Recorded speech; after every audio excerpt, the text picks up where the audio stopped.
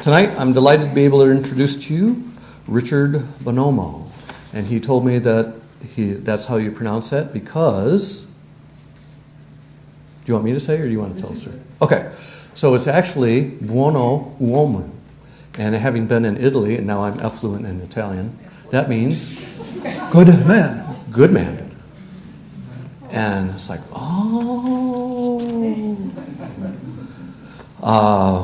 he was born in Yonkers, New York. You know how I tell everybody, each speaker I say where he's from, where they went to high school? He's smashing the record for the most high schools ever. So he first went to San Diego, the high school associated with the University of San Diego. Then he went to the American School in Kuwait. And then he went to the American International School in Vienna. And then he went to the high school associated with Camp Lejeune in North Carolina. And you can tell who his dad served with. Okay. And then he got his undergraduate degree at Case Institute in Cleveland, and he got his master's here and is working on his PhD in fusion. And I've avoided making any jokes about confusion, but I had to do that. So we get to hear about controlled nuclear fusion research here at UW-Madison. It's going to be pretty interesting because he's going to talk about the terrestrial and then the extraterrestrial. As I said in my little missive, it's amazing how little, I had to look up a lot about fusion because just not there. And so I'm really looking forward to, in about an hour, knowing a lot more about controlled nuclear fusion research. Please join me in welcoming Rich Bonomo to Wednesday Night Talk.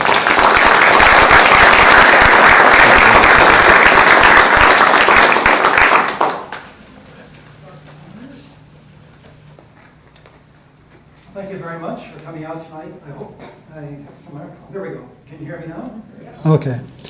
Thank you very much for coming out tonight. I hope your time is well spent this evening.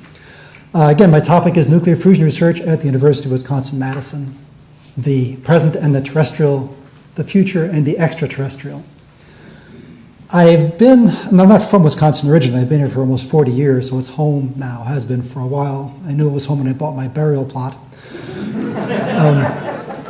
But I've always been amazed at what has come out of this university located in the middle of nowhere in particular.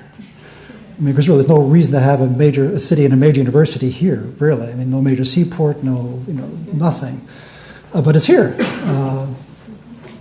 And I've also been amazed at how much stuff has come out of this university which has so greatly benefited mankind and had such a positive influence on human life.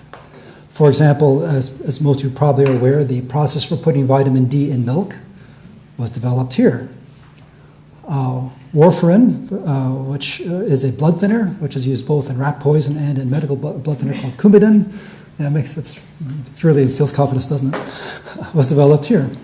And also the entire field of space astronomy was developed by Dr. Art Code, may he rest in peace, he died some years ago, here at the University of Wisconsin. Space astronomy is that field of astronomy where observations are made not from the ground, but from orbiting platforms high above the atmosphere, sounding rockets, satellites, and so forth.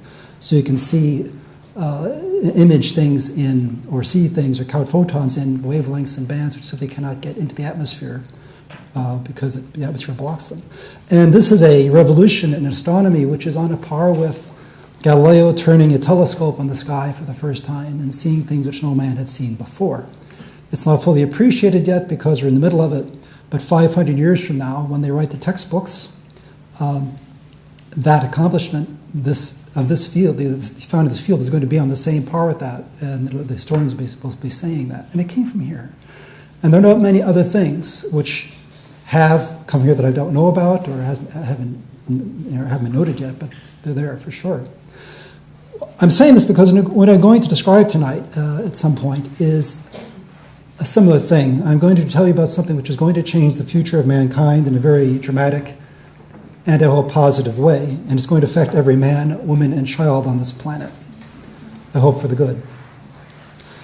Now, before I get started, I'd like to say a few words about symbols. Every field has its symbology system. All right, architecture has things it puts on paper to represent things. Classical religious art will have figures of in flowing white robes with wings, or people, glowing rings around their heads. And of course, these stand for something else. I mean, the flowing robes, the wings are angels. We all know that, but of course they don't have bodies; they're non-corporeal. But so you have to represent them somehow. So that's the way you do it. People who are known for their holiness, you put a ring over their head so you can mark that. They don't all go walking with glowing rings over their head normally, right? So here we do something similar. You're going to see a lot of these things on my diagrams. Circles, nice little billiard ball things representing protons, neutrons, deuterons, tritons, atoms, and so on and so forth. It's very important to know that even though we draw these pictures and even talk about these things in this way, nuclei, especially of large atoms, are not made of marble stuck together. All right? This is a model, something we can draw so we can have somebody refer to it and talking about it. Remember, it is always bear in mind that symbols are convenient representations of particles. They do not resemble the particles. For example, the deuteron here is a proton and neutron. And as far as the nuclear physicists can tell, it's shaped more like a football than two spheres stuck together. The triton and helium atoms, I believe, are spheres in terms of their geometry. But for the sake of convenience, we draw them like this. Just keep that in mind. I don't want to have you confusing the symbols with reality, right? And that can be a problem sometimes, especially dealing with something with which you're not familiar. Now, the nuclear fusion process, to speak about this for a bit, works as follows. Now, I'll take advantage of this. We'll use the sun's nuclear fusion process because it's there. We all see it. Our sun is of a size and mass such that it burns hydrogen. Not all stars burn hydrogen. Some burn helium, some burn heavier elements. But our sun burns hydrogen, the lightest of elements. So what we have is hydrogen atoms. They're located deep in the sun. Of course, they don't really exist as atoms because the electrons get stripped from the atoms, so they're sort of floating on freely, but the charges still add up. The four hydrogens go through a fairly complex nuclear fusion process, which I won't go through, and I probably don't know anyway. And out pops at the end the helium if it goes all the way to completion. It does not always go to completion. Sometimes the process gets terminated halfway and things get expelled from the sun. I'll mention that later. Well, it turns out that if you add up the masses of the four hydrogens, you get a number. And if you look at the mass of the resulting helium, you have another number. And if you subtract them, there's a difference. This difference in mass is the energy that's released, usually in the form of the kinetic energy of the resulting product. That little number, if you multiply by the famous equation of Einstein equals mc squared, so m is a very small number, c squared is a large number. The speed of light is 186,000 miles per second, or about 30 million meters per second, or 30 megameters per second, to use the correct term. So you can get quite a bit of energy out of a small amount. Now, fission reactors of the sort we already use work in sort of the opposite way. You have very heavy elements like uranium and plutonium. They split, and the same thing occurs that if you calculate the mass of the products, you discover the mass of the products is less than the mass of the reactants, the original atom, and that is released as energy. And that's how nuclear energy more or less works. So the fusing of very light elements produces energy. The fission of very heavy elements liberates energy. And apparently these two things meet at iron 57. So apparently iron 57 has the most efficient nucleus and has no energy release. So I guess floating around in the cosmos, there are actually stars made of iron because they have used up all their fuel and fused as far as they can, and they're stuck. If they're the right size, they'll just stay that way. Now, the reason we're doing this is because we're beating our heads against the wall trying to do this is because we are coming up with an energy crisis. I just pulled this thing from the web. They're one of many such things, which simply show that if you extrapolate from our current energy consumption and population growth and such and our current estimated supplies of fossil fuels, you're going to get to a point where the fuel demand is going to outstrip the fuel supply. And it's not too far in the future. Now, where this is not really fixed, that there are various theories. But the fact is, it is finite regardless. Now, I will also point out that there's a lot of talk about global warming. whether or not man is causing this through the use of CO2 or not. From my perspective, it doesn't matter. We're going to run out of fossil fuel. Sooner or later, we're going to run out of fossil fuel. So if we don't choke ourselves to death or fire ourselves to death, we're still going to run out. So even if it turns out that anthropogenic global warming is not an issue, we still have a problem. All right? We cannot survive for the distant future burning fossil fuels for many reasons, one of them being there simply aren't enough. So here is a slide which sort of illustrates why fusion researchers continue to strive to make this happen. This is a slide of some of the possible fusion reactions that could be done. And where's my light? It's okay, it's a little fainted here. I think the battery's dying.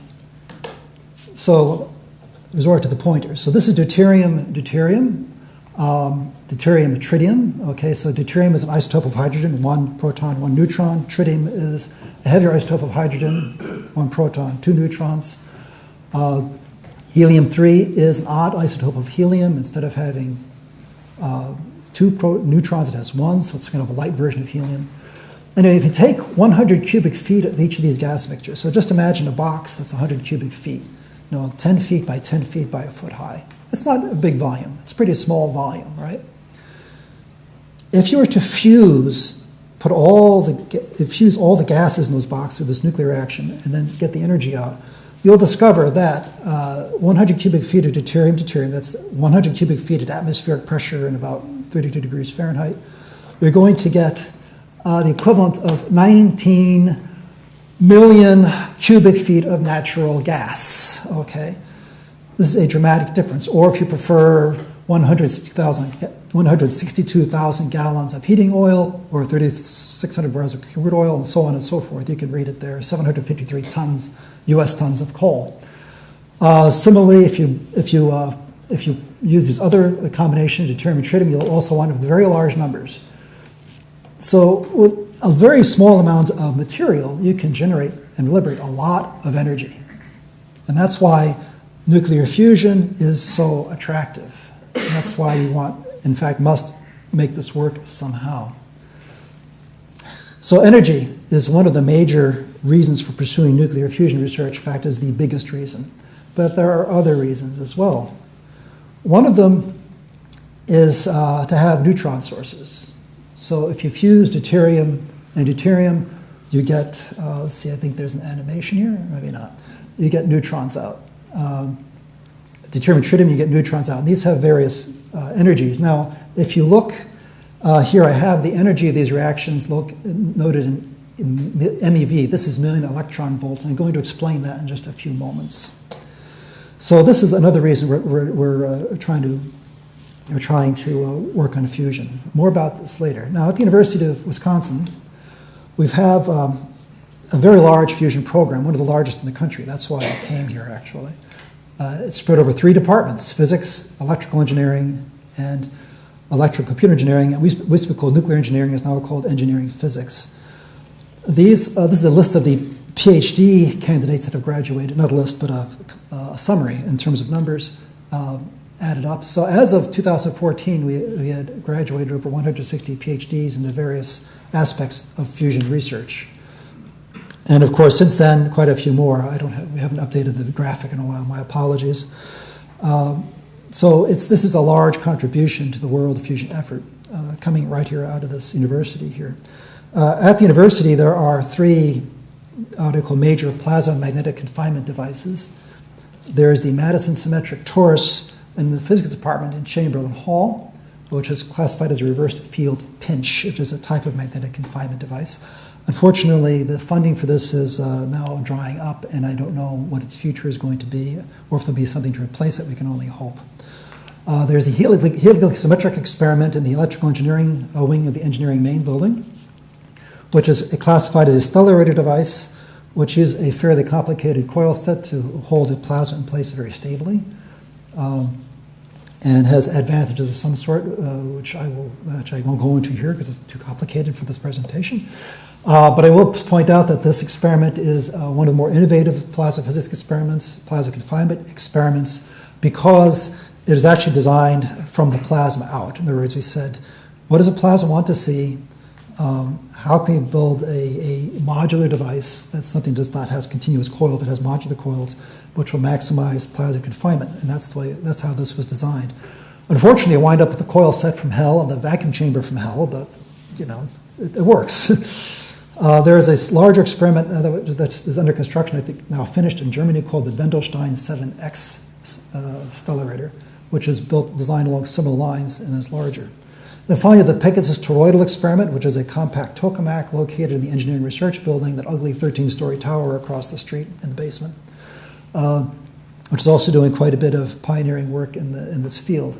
So this is but all these experiments, though, are primarily oriented toward providing an understanding of the physics that will be needed to design and build nuclear power reactors. So they are physics experiments, okay? We're trying to understand with these experiments, how you hold the hot ionized gas in place with magnetic fields. You have to use something to keep the gas from touching the walls, because it will either quench the reaction or will burn out your walls, one of the two, depending on how big the machine is, both of which are bad. So this is understanding the physics of confining and heating these plasmas, all right? So that's a particular approach to fusion, which this university specializes in. I belong to the Fusion Technology Institute, which does not deal so much with the fusion of the physics of fusion and plasmas, but it deals with the technology aspects. Okay, once you have these things built, how do you make them economical? All right. So there have been studies of the engineering and economic aspects of proposed nuclear fusion reactor designs. You have this reactor. How much secondary waste is it going to produce? How much electricity cost? What kind of waste disposal things do you have to deal with? What are the engineering considerations in building this? How do you cool it? I mean, there's a whole bunch of engineering considerations in building an actual fusion reactor, which you don't worry about when you're doing a plasma physics experiment, all right? But this has to be done before you can actually build these things and make them work in an economic fashion. It doesn't do any good to build, spend $500 or $1 billion on a large fusion reactor, plug it in and have it generate 5 watts, right? It doesn't work. Even though it's past break-even. And we also, which is a little more innovative and unusual, we developed devices and processes using nuclear fusion for near-term applications.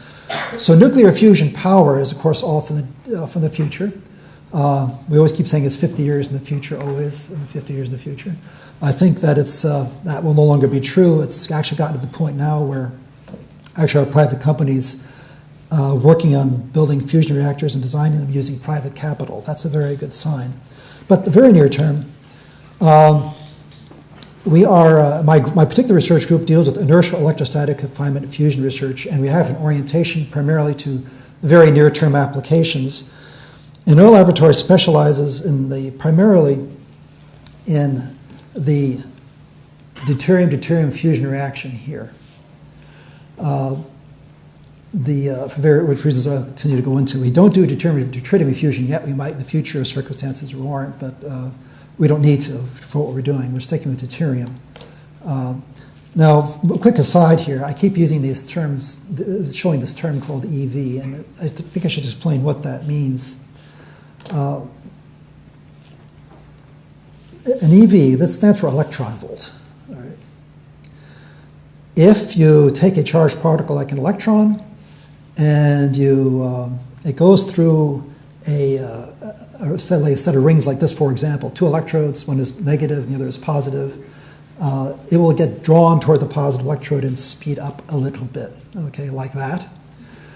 And when it does that, it picks up some kinetic energy, all right? The amount of kinetic energy is quite small, but we call that an electron volt, all right? So a charged particle, which is accelerated through a 1 volt potential, is said to have acquired 1 electron volt event of kinetic energy, all right? An electron volt is equivalent to 1.6022 times 10 to the negative 19 joules. Remember that number. Well, don't have to remember that number. It's a very small number. It's a 0 followed by a decimal point, followed by 18 zeros, followed by 16022. So it's a very tiny number for 1 electron. But that's what the number means. It's a measure of the kinetic energy that's picked up by the particle. So we have these. So we want to design neutron sources using this reaction because the neutrons that can be produced are attractive. You see that neutron up there has an energy of 2.45 million electron volts. Right? deuterium-tritium reaction has an energy of 14 million electron volts. Keep those numbers in mind. That's important. All right. Now, what do these mean in practical terms? So a neutron with an energy of 2.45 million electron volts has an approximate speed of 13,000 miles per second, or if you prefer metric, 22 million meters per second. Right? It's fast. A 14 MeV neutron has a speed of 52 million meters a second, or 32,000 miles a second. So in 1 second, it's zipped more than one time around the Earth. It's moving out. Very high speed. Now, high-energy neutrons are good and bad. So the bad and the ugly of high-energy neutrons. You get radio, if you're trying to build a nuclear fusion reactor and you're using a deuterium, but especially deuterium-tritium reaction, you have these high-energy neutrons flying around inside the machine, banging into things. You get radioactivation of the structure. Okay, so once you've run the thing for a while, not very long, the whole inside becomes radioactive. Right. Now, when that happens, you can no longer send in a technician to do anything. So if something breaks inside the machine, if you have to replace a wall panel or anything, an antenna structure, you have to do it remotely. When it comes time to take the thing apart and put it in storage for a while, maybe 100 years or so, you've got to do it remotely. You can no longer handle the machine. That's really a pain. Also, neutrons really can mess up structural components and internal components. When they were building the first nuclear fission reactors, they discovered this, that they'd build a test reactor, they'd run it for a while, and the welds were swelling, metal was swelling, things were falling apart because the neutrons were having a bad effect on the metals in the structure. And they had to go do quite a bit of metallurgy to find metals that would actually last for a while under this bombardment. You also get heat deposition in inconvenient places. So you have a wall here, neutrons flying through. Well, most of them actually fly through the first layers or so, because neutrons don't interact with matter that much. They're neutral particles. So they actually have to bang into things to actually transfer kinetic energy. There's a large number of them, so it happens. But the fact is you can have something here, the wall, first wall getting hit. You can have something way back here, behind some shielding even, and it's still getting neutron bombardment, so it's getting hot. And that's really a pain, honestly. Plus you have to have massive shielding required for personnel and environmental safety. So if you have, for example, if you look at nuclear power reactors, there's always this massive amounts of concrete shielding around things. Has to keep the neutrons from getting out. And that, of course, if you're adding shielding, it adds to construction cost. If you're trying to design something which is mobile, it makes things very difficult. For a time there, in the late 50s and early 60s, they actually tried to build consider building a nuclear-powered airplane. And we actually built an aircraft with a nuclear reactor on it. It didn't power the plane, but it was just there as a sort of a test. So they took off and flew with this thing, massive shielding between the reactor and the crew, of course. And behind that was another plane following with a whole bunch of U.S. Marines aboard, so that if this plane crashed, these Marines would jump out of the plane in parachutes and form a security cordon around the thing. The Soviets actually built a functioning nuclear power airplane, actually flew the thing. And unfortunately, the crews, I think, died of radiation poisoning. So it can be done, but it's really kind of hard to do with these neutrons. So that's the bad and the ugly of neutrons. But there's also a good side. Neutron sources are useful. Of course, you don't want quite the flux of neutrons, the quantity of neutrons you have with power reactors, but they are useful. For example, the manufacture of radiopharmaceuticals can be done with neutrons. I'll go into that a bit more later. There are various neutron-employing medical treatments. You can do detection of smuggled nuclear materials. You can do detection of chemical explosives. You can manufacture solid-state devices. You can do neutron radiography, and there are other things too. So the list goes on and on. So neutron sources can be very useful, and there's actually many applications for them. So again, we tend to focus in our laboratory on the deuterium-deuterium reaction. For one reason, deuterium is stable and not radioactive. So if I have a bottle of deuterium sitting here, it poses no radiation danger. It's completely stable. Right? And there's no licensing required. If I had a bottle of tritium here, the UW safety people and the state radiation safety and licensing people would probably have something to say about that. But deuterium is completely stable, and non-harmful in that respect. It's just hydrogen. Now, the nice thing about this is it means you can have a neutron source which is not inherently radioactive, and it's just sitting there, right? So we have various laboratory apparatus in our laboratory located in the engineering research building underneath the porch. Underneath the porch, in one section, it's surrounded by 4-foot-thick concrete walls to absorb neutrons. I think it's the only neutron bunker on campus. But we have these devices which are used to do inertial electrostatic confinement fusion research. The workhorse device is called Homer. I have no idea why it's called Homer, but it's called Homer. And that is the workhorse device built from scraps. This machine this vacuum chambers have many identities, various configurations for electrostatic confinement diffusion devices, also built from scraps. Helios is the one machine that was actually built by a vendor for our specifications, also before my time. But this machine has the distinction of being the first device in which helium-3 fusion was conducted outside of an accelerator. And we'll go into that helium-3 fusion business a little later. This is Luna, which is under construction. This is going to be kind of a linear neutron source. And PING was proposed by a grad student by a Craig Schaffner group. May he rest in peace. He passed away while he was getting his degree. He was given his degree posthumously. It's a very innovative device. I hope we can still build it somehow, depending on funding and many other things. Now, Homer, I'll use this as the example because it is the workhorse device and sort of typical. It has a high voltage feed through and a stalk which connects to a spherical grid, just a wire grid, in this case made of tungsten-rhenium alloy for its heat properties. That is surrounded by another grid made of stainless steel wires, which is connected to the tank. The tank is connected to Earth. This is connected to a power supply which provides very high-value negative voltage. Our power supply in our laboratory can supply negative voltage from 0 to 300,000 volts negative.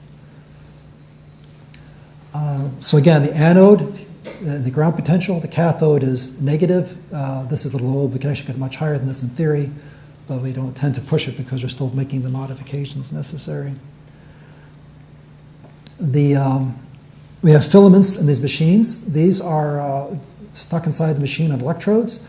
These filaments are ordinary light bulb filaments. You literally buy light bulbs, we smash them open, pull the filaments out, and we put them in the machine attached to electrodes. Anything we do to save money, right? But so then once, oops, I think I may have. Okay, then the deuterium gas is then pumped into the chamber. So it's now floating free in this vacuum chamber at a low pressure. And then the filaments kick off electrons. So we heat the filaments up, we bias them negative, we kick the electrons off of the filament. The electrons kind of boil off. They go into the gas, hit the gas, and ionize some of the gas. Then the gas forms ions of various sorts, positive ions and free electrons. Then with the high voltage, negative voltage on the central electrode, these free positive ions will drift in between these two electrodes and suddenly see a steep, what we call a steep potential hill. They'll see, quotation marks, this very negative thing sitting over there, and the Coulombic attraction will cause the positive ions to accelerate toward it. So they'll accelerate toward this grid, pass through it, pass out the other side, slow down, turn around and come back. So in theory, these positive ions are going back and forth, and as they do, they smack into each other sometimes, and you get nuclear fusion. And that will give you showers of neutrons and other particles.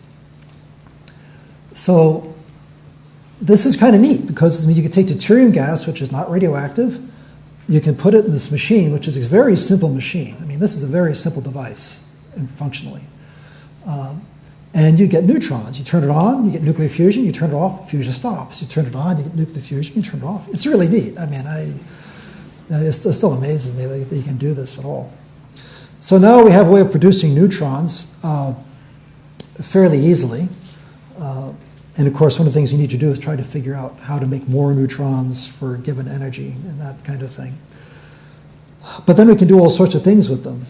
So, for example, some years ago, the IC group graduate students demonstrated the production of certain medical isotopes over 10 years ago using DD fusion neutrons. So using these neutrons, he's able to demonstrate the production of fusion neutrons and the production of medical radioisotopes, which I'll explain more later.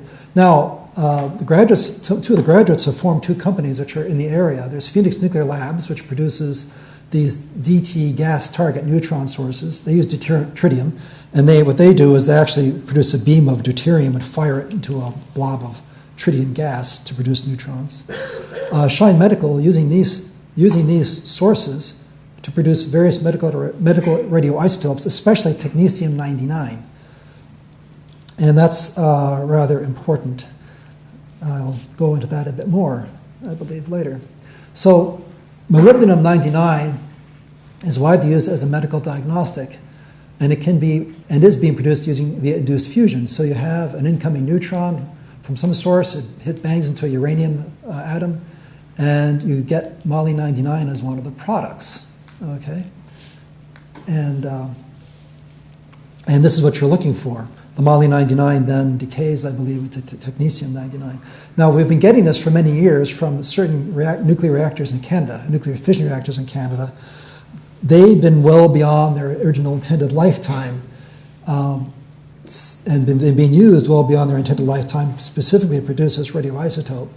It's just gotten to the point where they can no longer be safely operated. You can only use so much baling wire and duct tape to keep one of these things going safely. So the scramble was on to find other ways to produce this medical radioisotope, which is a very commonly used medical isotope. And that's how our students 10 years ago started working on this problem as they saw this coming. Now, it can also detect smuggled nuclear materials if you have a neutron source.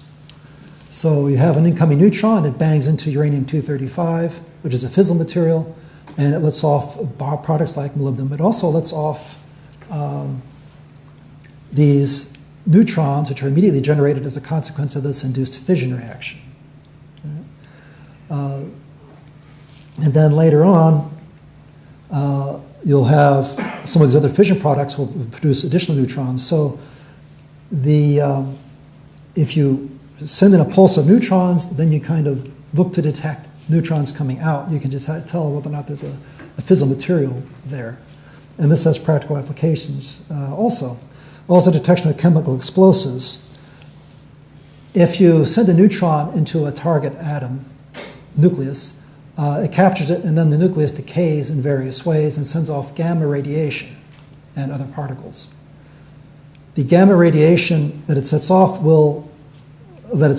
will depend on the identity of the nucleus.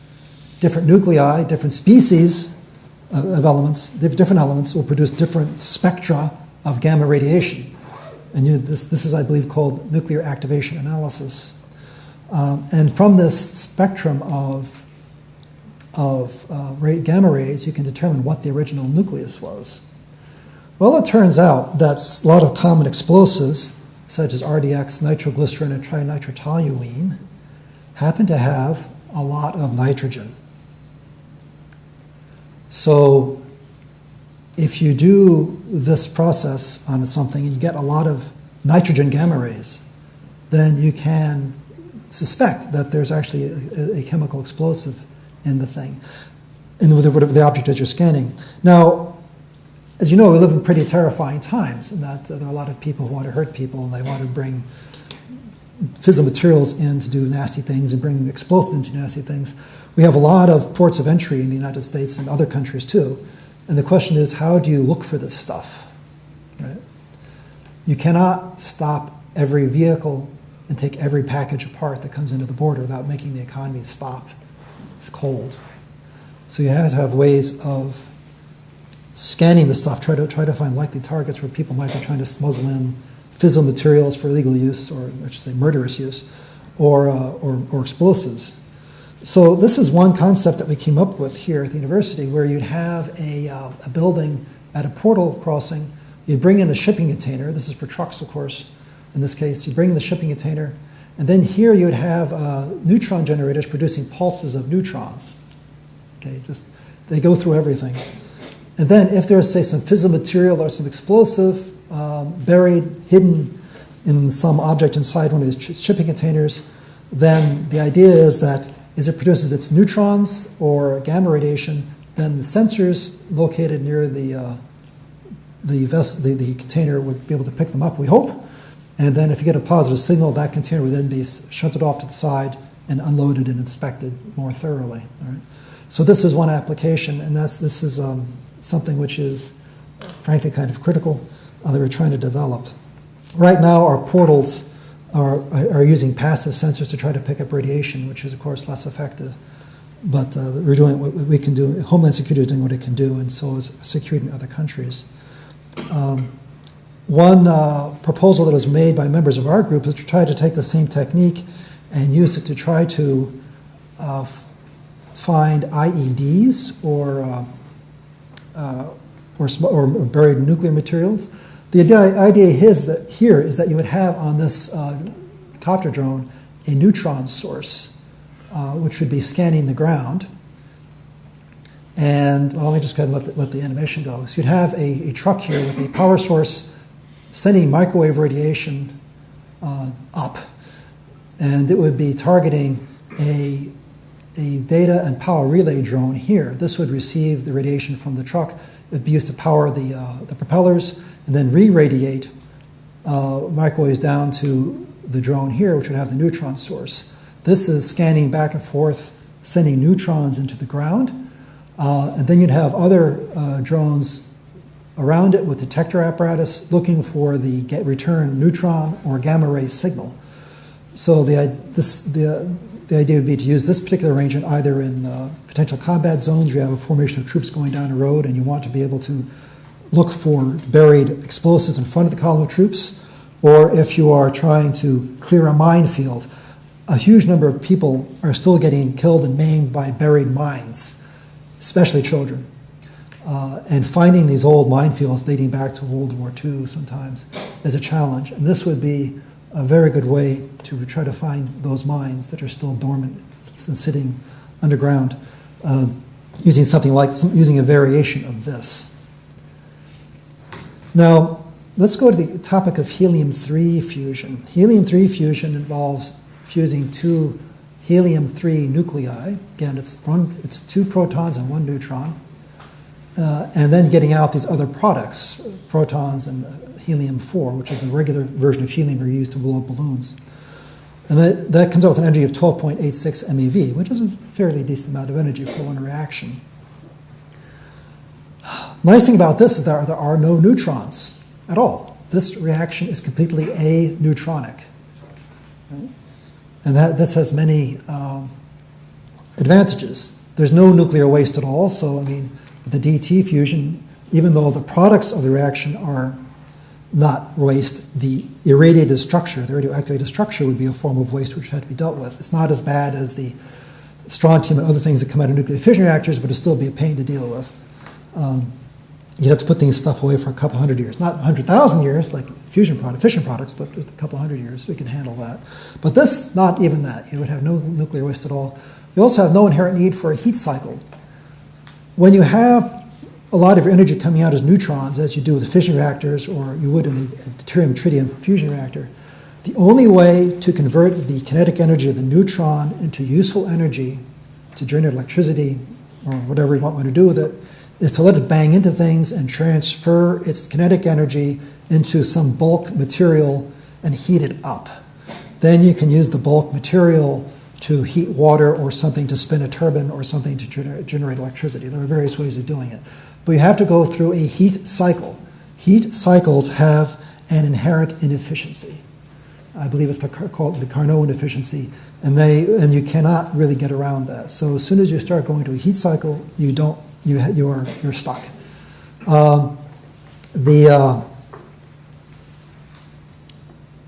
Let's see.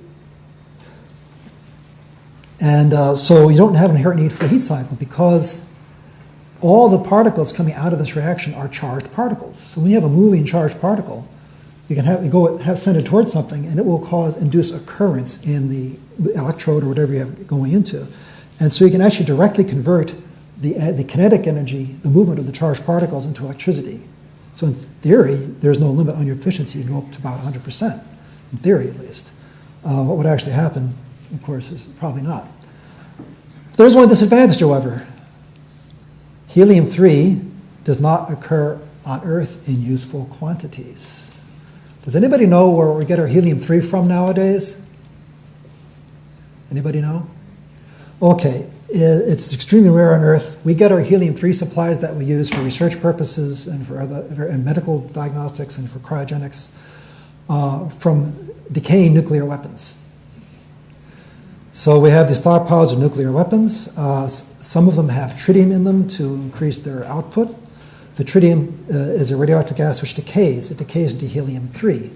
So every so often they have to go from warhead to warhead or bomb to bomb, pull out the helium-3 and put in new tritium, if there's any tritium to be put in. I don't even know if they have any tritium anymore. And that is how we get our helium-3. We're actually buying it from the Russians for a long time too, but there is no natural source on Earth for this. As a consequence, when once Homeland Security became an issue and you had to start looking for bad guys bringing stuff in, a lot of the helium-3, almost all the helium-3 was getting pulled into Homeland Security applications, and of course that meant that the price went up. When I first came here, it was kind of here. It was expensive, but not horribly so. And it started rising extremely quickly. As of a few years ago, it was at, what is that number? $3,000 for a liter.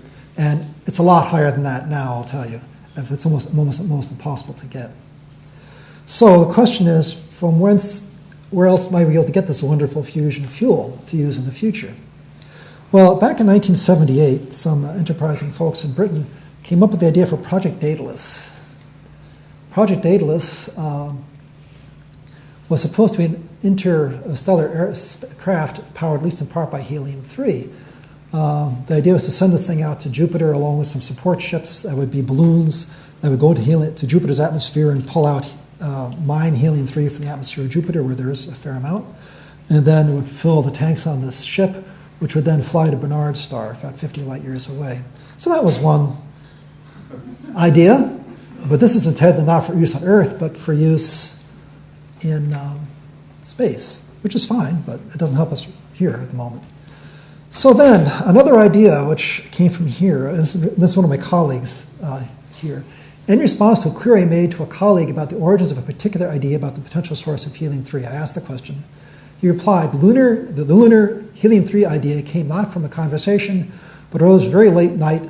One late night in December 1985, I was getting ready for bed, and after an evening of dealing with editing of a final report for the technical planning activity, a DOE exercise, it occurred to me that the moon had been collecting solar wind, including its helium-3, for billions of years because the moon possesses neither an atmosphere nor a magnetic field. Actually, both are there, but very small, of course. My wife woke up, and I told her I just had the strangest idea. The strange idea led to conversations with FTI colleagues and the inauguration of a new program for the Institute. Now, the sun is a very efficient fusion reactor. Frank, it's kind of annoying. You're trying to make the stuff on Earth. You go outside, there's this glowing ball that's doing it, and you know. Yeah. But, well, it turns out that some of the partial reactions in the sun, where you're at 14 million degrees, it says Kelvin. Frank, that doesn't matter what units, at that size, it doesn't matter what units you're using, Kelvin, centigrade, Fahrenheit, it doesn't matter. It's hot. And 3 million atmospheres in the middle, so it's high pressure. Some of the intermediate reactions you wind up with involve helium-3 output. So you're getting helium-3 generated in the sun. Some of this helium-3 leaks out of the sun and gets blown away in the solar wind, right? Now, we don't get this on Earth because we have a magnetic field which happily protects us from a lot of nasty radiation, and we have an atmosphere which also protects us. It also keeps us from getting helium-3 because it blocks it. So on the good side, we can live and exist because we have a magnetic field and atmosphere protecting us and breathe. But on the bad side, we can't, none of the stuff gets to us. So the solar wind is about 96% hydrogen ions and about 4% helium ions, and some fraction of that is helium-3. I don't know what fraction, honestly. But the estimate is the total helium-3 to hit the moon is about 500 million tons, that's metric tons, over 4.5 billion years. The moon has, again, a very, very weak magnetic field and an extremely thin atmosphere for all practical purposes, no atmosphere.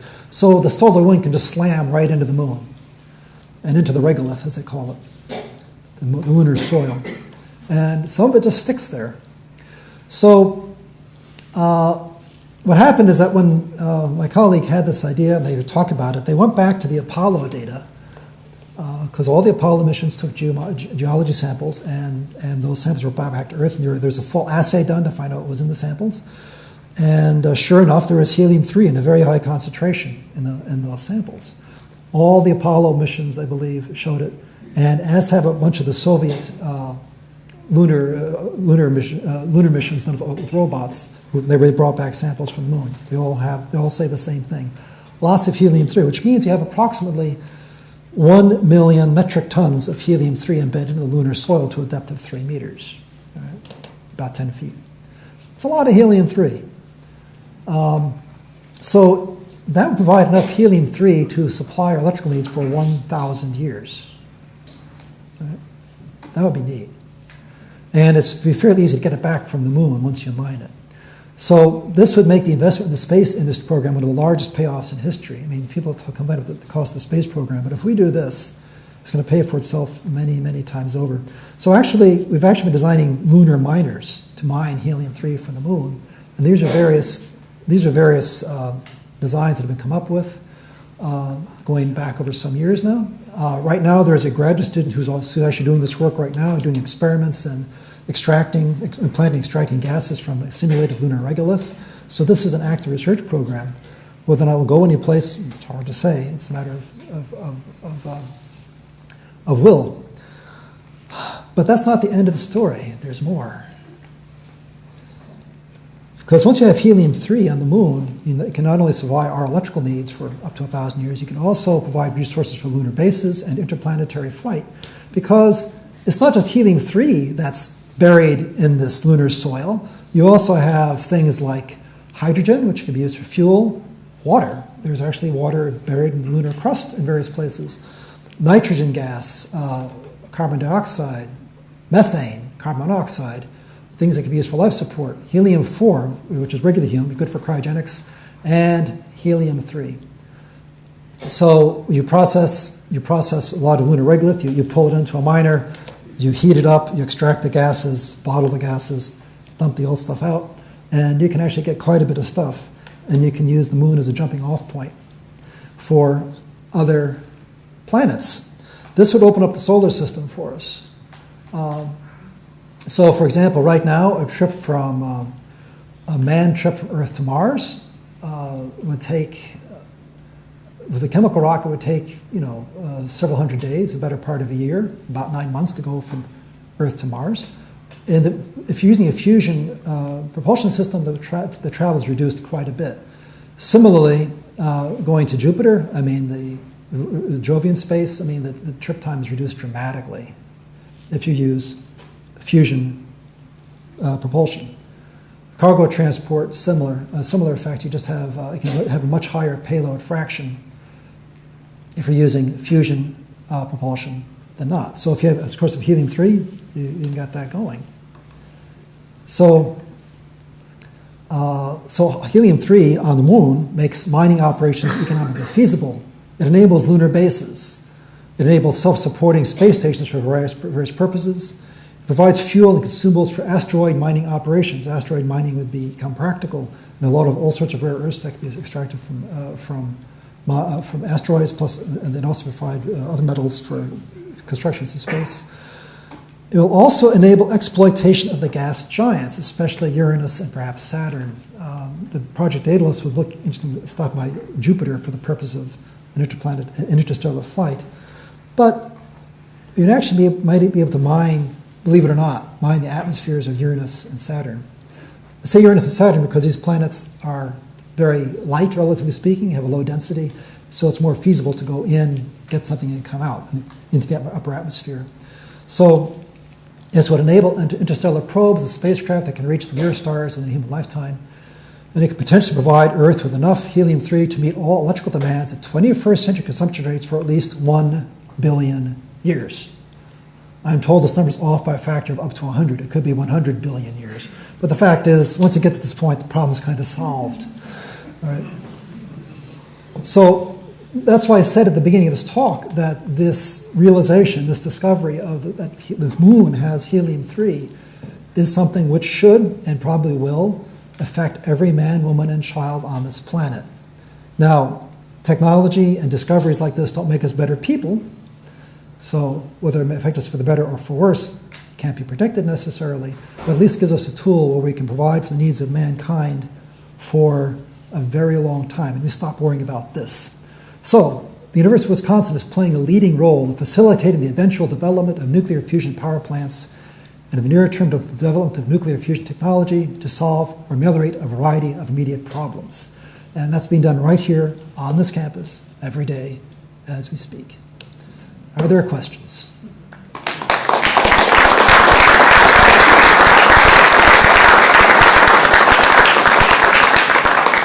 Yes? How close do you think we are to a sustained nuclear fusion, a confined nuclear fusion? Well, we kind of already have that in some sense. To generate power. Yeah, but to get to the point where you'd be generating power, well, there are many frustrating things going on. Actually, one big frustrating thing is something called ITER, which is the International Toroidal Experimental Reactor built in France. It's an international effort, and that was supposed to be, and still is supposed to be, sort of the flagship device for the world fusion program. And at the rate they're going, they're not going to have first plasma until 2030 something, right? And this is supposed to be we're supposed to start doing the fusion reactors kind of operating in a somewhat sustaining mode and such. So I mean, if you go on the basis of that, we're probably looking at 2060, 2070.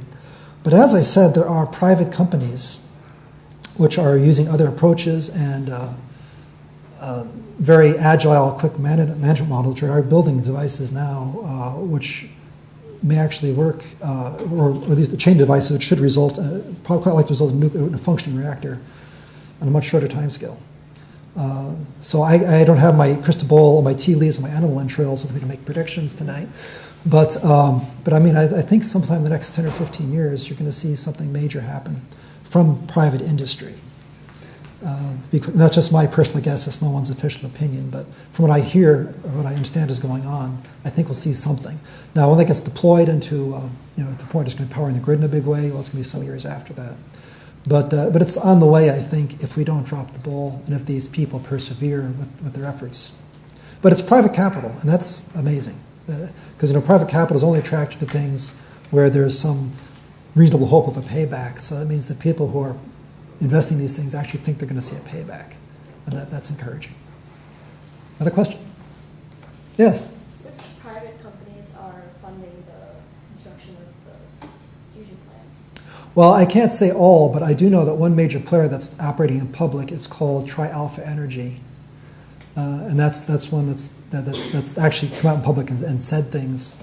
You can look them up on the internet and they'll talk about it. I think there are a couple others as well, but that's the one I know about. Yes? You started out talking about fusing two, I can't remember exactly what they were, two things that ended up giving you high energy neutrons? Well, there are two reactions I was talking about, deuterium, and deuterium-tritium. And then you went to helium-3. Correct. And so I got the impression at the beginning that there might be hundreds of combinations that could be fused. Do they all have either one or the other problem? In other words, it's neat that helium-3 works, but it's kind of unfortunate it's so far away. Is there another step up that doesn't have the neutron problem, but can be fused, that can be put in? Well, one thing I should have pointed out, what I failed to point out in the lecture, is that the reason we're starting with these light elements like hydrogen and helium is that they have only one charge in them, one proton. So when you have like charges approaching, they naturally repel each other. All right? So the thing is, you've got to get these things which want to repel each other to get close enough to actually get within the capture radius and fuse. So hydrogen is simply the easiest way to do this. That's why the initial experiments are being done on for fission reactor, for the first generation of fusion reactors, you're concentrating deuterium-tritium mixtures because they are both hydrogen, they both have one charge, so they have the least problem fusing together. All right. That's why they're going that way first, despite the neutron problem. Helium-3 is helium, which has two charges. That means you're going to have much more Coulomb repulsion, and it's much more difficult to get the things close enough together to fuse. Yes, you can fuse other things. Let's say the thing ends at iron, right? So you can fuse anything under iron, as long as it doesn't add up anything beyond iron, it should work. But the bigger the nuclei are, the greater your atomic number, the greater that repulsive force is, and the harder it is to get these things to mash together. For example, there is one fusion reaction I didn't display was it's called p-boron 11. So boron, the same stuff you have in borax, right? Hydrogen, proton from water. If you can fuse them, that produces a low neutron reaction, which is also very good. But you have to, boron's a solid at room temperature, and plus it's got a relatively high atomic number, so you have even more repulsive force to deal with. That is going to be studied. In fact, I think we'll be studying here too if we have the time and money. But that's why we're talking about these light elements. It's just the easiest. That's the best place to start because you can make that happen more likely. Other question? Yes. How do you transport neutrons? You can't transport them. So when you make them for medical purposes, does that mean the machine is there? Well, what we do is what they're doing, and this is a Shine Medical. You can look up on the internet. They are building a plant in Janesville where they will have the neutron generator here, then they'll have the uranium slush around it in a solution, and then they pump, after as they've exposed uranium, they pump the uranium solution through, they extract the molybdenum chemical processes, and they put the rest of it back in the tank. Then the molybdenum is probably taken, put in a plane, and sent to whoever it's wanted, because it has a half-life. But they actually produce the radioisotope on the site and then get it to the hospital as fast as possible. That's what's being done right now, in fact, with the fission reactors. You produce it and then get it to the hospital as fast as you can, where the need is, hospitals. So that's why you have to have these plants near an airport, because you have to have a Learjet or something standing by to zip it off to the destination. Now, I mean, in fact, neutron physicists do kind of transport neutrons, since they can produce very cold neutrons and almost put them in a bottle, but that's way outside the topic of this, and nothing I'm dealing with. Yes? So how would fusion propulsion actually work? You would have two containers, and you would have like an exhaust system, or? Well, that would be, for example, you might have some sort of linear magnet arrangement. You inject helium-3 into this thing and heat it up, and then shoot some of it out the back end. The advantage of fusion reactions that they have, because the energies are so high, it has what's called a very high specific impulse, which is the equivalent of mileage for a rocket. Its technical definition would be the number of pounds of thrust produced per pound of fuel consumed per second. All right. So, and different fuel combinations have different specific impulses. But whereas a chemical rocket will have a number of a couple of hundred, this would be thousands. So that's why you can get a lot farther in a tank of fuel than you would with a chemical rocket. So I mean, no one's built one of these things. So how you actually do it is going to really not be figured out until we actually do it. But that's more or less what the approach would be. Other questions? Yes? The so-called cold fusion discovery Uh-huh. a couple of decades ago, were they using helium-3? No, they were using deuterium in palladium. Rich, can you repeat the question? Oh, sorry. The question was the cold fusion experiments of some years ago. Did they use helium-3? And the answer is no. They were using deuterium absorbed into palladium crystals, palladium cubes that were crystalline. I believe that was at the University of Utah. University of Utah. That's right. And the cop came in and took them away. Well, they did something. They did something which was very unwise. They got these exciting results, and instead of instead of putting it through peer-reviewed journals and being examined and critically examined, they took the results and they just went to the New York Times with it. Well, if you're going to do that, you better be right. And it turns out there were some mistakes in their experiments. It wasn't quite what they thought it was. As a consequence, they were disgraced. Now, we're on to something interesting. In fact, there's still people doing work with that, but it's not what they thought it was. And there's still things that will come out of that eventually. I'm not sure what, but it's an interesting laboratory phenomenon regardless. Any, yes? What are the problems that face that you want to control nuclear fission? You mean fission or fusion? Fusion. Well, controlling is not a problem. The problem is making it happen. See, with nuclear fission, you put these fissile materials in a geometric arrangement, and it just works. I mean, it's spontaneous. You don't have to do anything. With a fusion reactor, you have to create the conditions to make it happen and maintain them. So the control isn't such a big problem, because if you screw up, it's just going to stop working. And that's really what the question is, not the control, but just making it happen, bringing about the conditions. Right?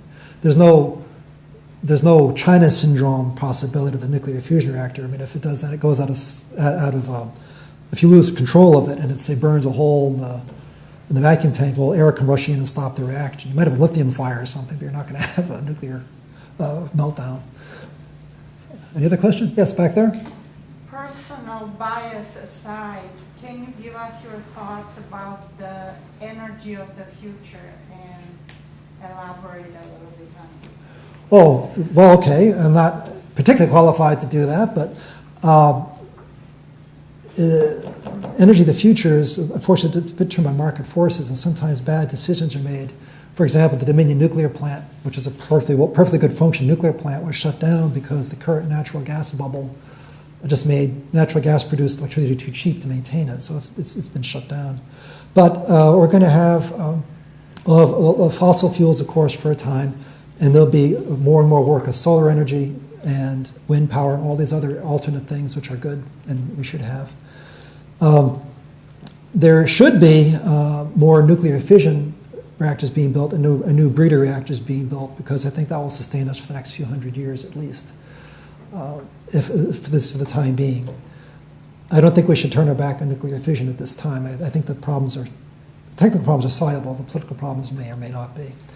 I think if we really put our minds to it, we could have nuclear fusion reactors starting up, within 10 or 15 years, but we don't have that kind of will yet. So at the current rate, it's going to be 20, 25 before you start seeing them being built and deployed. But once that happens, it's going to be very rapid deployment. The helium-3 fusion requires going to the moon and having a stable space program. I don't know if we'll manage that or not in the United States. The Chinese are very much focused on this. And in fact, the Chinese have been raiding our web server, which is physically located in my office, getting information about that for years. So they're very interested in this. And they're pursuing a very aggressive space program to go to the moon, and they intend to mine helium-3. So once someone does that, that will change the equation, especially if a functioning helium-3 reactor is designed and constructed and shown to be usable. Then that's going to take off. And so once you get into the next century, I think it's going to be helium-3 fusion will be sort of taking up everything eventually. Now, of course, this involves maintaining a supply line from the moon to the Earth. It requires a little geopolitical stability to do that. If I manage that, I don't know. As I say, technology doesn't make us better people. It just gives us more tools. But my prediction will be that coming into the next century, we're going to be seeing fusion reactors and the beginnings of helium-3 fusion reactors in large numbers. The original first fusion reactors will be deuterium and tritium, but they are going to be pilot reactors, demonstrators, and a few commercial plants. But they're going to be such a pain to maintain, I think, that they're not going to want to keep doing that, because the robotic handling of everything is just going to be a pain in the rump. But that's my own personal take on things. Yes?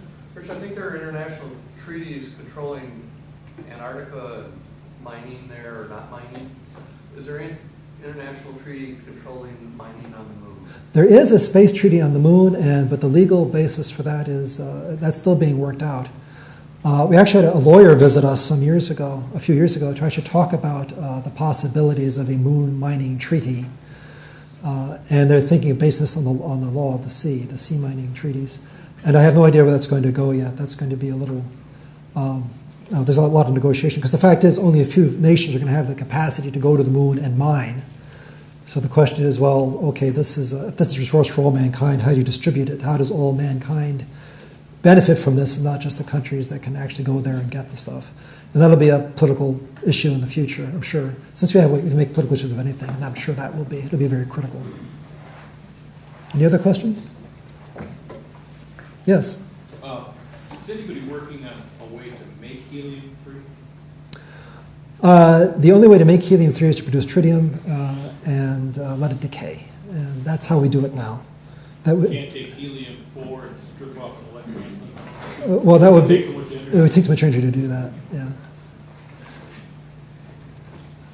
Any other questions? Yes?